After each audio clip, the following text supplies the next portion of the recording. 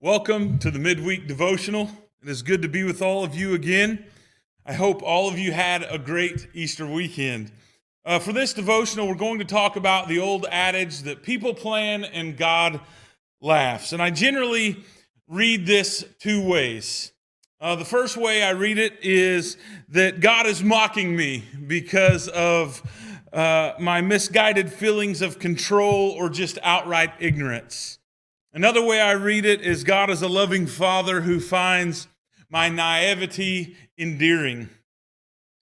Irregardless of how that I read it, where it comes from is this idea that God is in control and not us.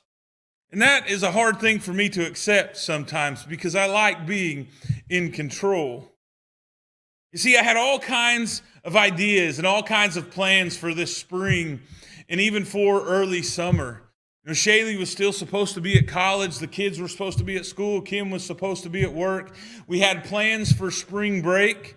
We had plans for our 21st wedding anniversary coming up May 8th. We had Mother's Day plans. And all of these plans, including the Shuckers game that I was looking forward to, have been changed or just outright laid low. And so it got me thinking about this verse, a very common verse that we've heard many times out of Jeremiah chapter 29. And God is speaking through the prophet Jeremiah to these Babylonian exiles. And he says, "I know the plans that I have for you, declares the Lord.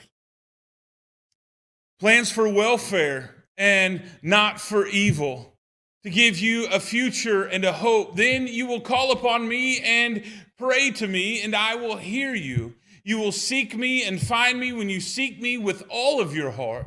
I will be found by you, declares the Lord, and I will restore your fortunes and gather you from all the nations and all the places where I have driven you, declares the Lord, and I will bring you back to the place from which I sent you into exile." Now, God is communicating to his children that things are bad right now and you've been driven out, and they were driven out for a good reason. But God says, I still have a plan. No matter how bad things seem to be right now, I still have a plan, and it's a good plan. And I don't want harm for you. I want good things for you. You see, no matter how messed up our plans have been lately, or how many things didn't go our way or won't go the way that we desire them in the future, God's plan is still in motion. Nothing about God's plan has changed. For you as an individual, for his church, for his kingdom, his plans are still a go. They are still full steam ahead. I know social distancing and the Babylonian exile don't equate there, and that's not a one-for-one exchange.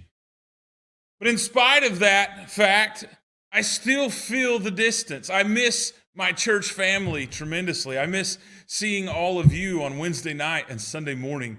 I miss the fellowships, the hugs, the high fives, the communication. I miss being with all of you. I feel that separation and that distance every day, and it kind of feels like exile. And I want you to remember a couple of things this week in light of what we've just talked about.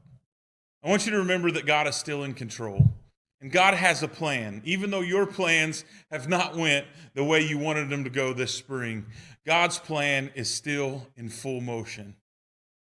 And then the second thing I want you to remember is more of a challenge, is I want you to connect with a member of your church family.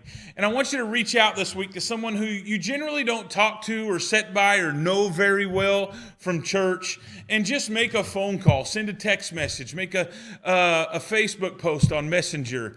Just reach out in some way to a member of your church family. And in doing so, even though we're in a bit of an exile right now, we can rescue some of that community and that closeness. And always remember that I love each and every one of you so much. Stay safe, and God bless.